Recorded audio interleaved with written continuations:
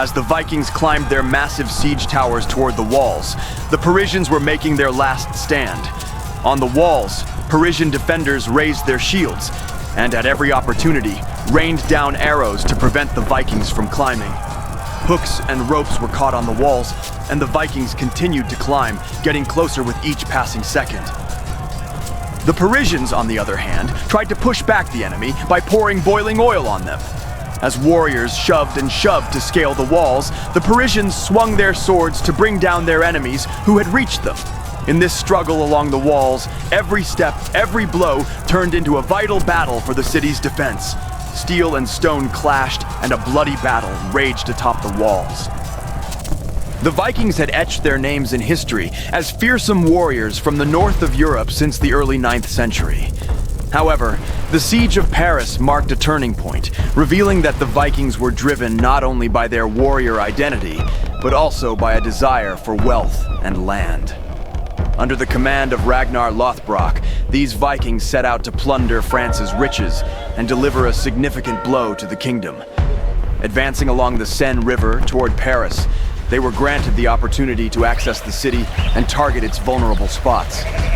Their assault was part of a broader strategy to weaken France's power and solidify their dominance in Western Europe. In the fall of 845, a dark sky hung over Paris. The city had fortified its defenses against countless attacks throughout history, but this time, a very different enemy was approaching. The Viking army, led by Ragnar Lothbrok, was rapidly advancing along the Seine River, making its way toward the city. Paris, with its magnificent walls, was attempting to defend itself. But the Vikings, driven by greed and the thirst for victory, were determined to breach those walls. Every citizen in the city could sense the looming disaster, their eyes fixed on the sky as they watched the ships on the river edge drawing closer. As the Vikings advanced through the dark waters, nothing could block their path. The Drakkar ships moved swiftly, heading toward Paris. Ragnar and his warriors sought more than just a city. They aimed to instill fear in the Kingdom of France and seize new lands. Moving along the Seine River, the Vikings reached the walls of Paris, preparing for a massive assault. The city's defenses were strong, but the Vikings' unique battle strategies and warrior spirit seemed poised to leave an indelible mark on Paris's history. As the Viking siege camp drew closer to the city with each passing day, the people of Paris waited in fear for the impending doom. The city's defenses were focused on the walls, with the citizens standing ready, prepared for an attack at any moment. The preparations of boiling oil, arrows, and stones signaled that the Vikings were about to launch their siege. Ragnar Lothbrok and his men had made the decision to break the walls and capture the city. And after long preparations, they had finally reached Paris. The people of the city began to feel the increasing weight of the wounds opening on the walls and the shadow of the enemy. And at last, the dreaded moment arrived. The siege had begun.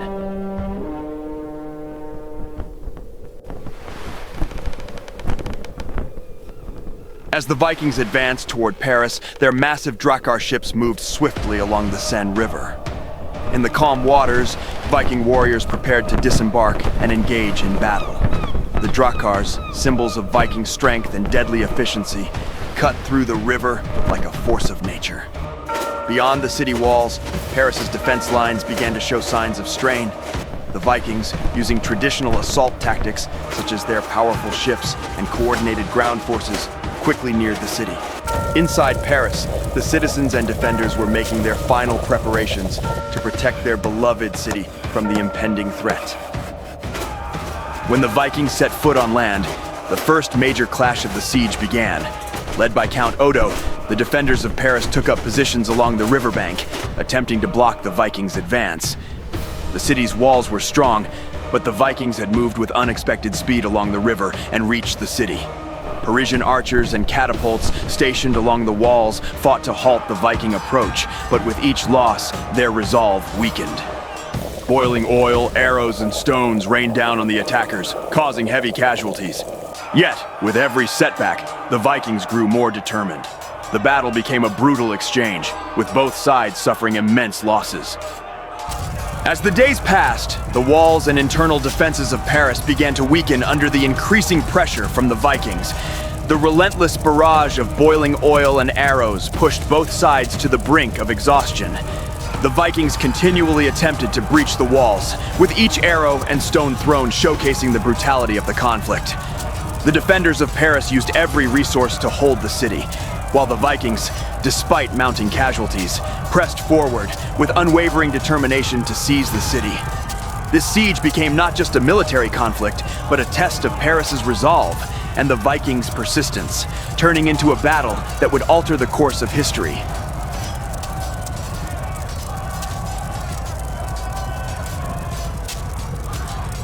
The siege of Paris became increasingly bloody and demanding as the days went on. The Vikings constantly positioned themselves in front of the walls, launching repeated attacks to compensate for their losses. But each new assault brought with it more casualties and mounting exhaustion. As the city's defenses tightened, the Vikings were slowly overcome by hunger and disease. The land along the riverbank was soaked with blood, and the Vikings' hope was gradually fading. Amid the chaos of the siege, French ruler Charles the Bald sought a diplomatic solution. Not wanting to lose the city, Charles decided against direct military intervention, and considering the difficulties of defending the city, offered a bribe. He proposed 7,000 pounds of silver in exchange for the Vikings' departure from Paris. This move was not a military victory, but it appeared to be the only way for Paris to survive. In the end, the Vikings accepted the large sum of silver and left the city. Paris had narrowly escaped death and regained its freedom, at least for the time being.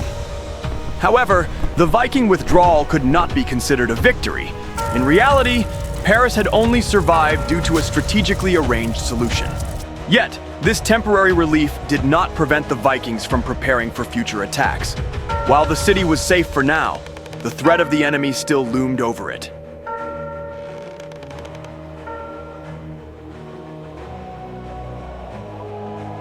As the Vikings approached Paris with their massive dracars, a fierce resistance began on the city walls. Under the leadership of Count Odo, the Parisians poured boiling oil, shooting arrows, and throwing stones to repel the enemy. Every Parisian fought to the last breath to defend the city. Despite their losses, the Vikings were determined. With the use of trebuchets and land assaults, they continued to pressure the city walls. Each loss only fueled their resolve, and they built immense pressure on the defenses. But the Parisians kept overcoming the obstacles. Intense clashes raged on the city walls. As the Vikings tried to scale the walls with ropes and hooks, the Parisians met them with boiling oil and arrows at every moment. The struggles intensified, and with mounting losses, the Vikings hoped for the eventual breaking of resistance. Unable to breach the walls, the city continued to hold out. King Charles, unwilling to lose the city, offered a bribe of 7,000 pounds of silver to the Vikings. In exchange for this payment, the Vikings agreed to leave Paris. Paris survived the brutal siege, but the Vikings were already planning their next attack. The city regained its freedom for a while, but future threats were inevitable. This victory marked a crucial turning point for Paris. If you enjoyed this documentary, don't forget to like, comment, and subscribe for more epic historical content. Share your thoughts below, and let us know which battles you'd like to see next. Thanks for watching, and see you in the next video.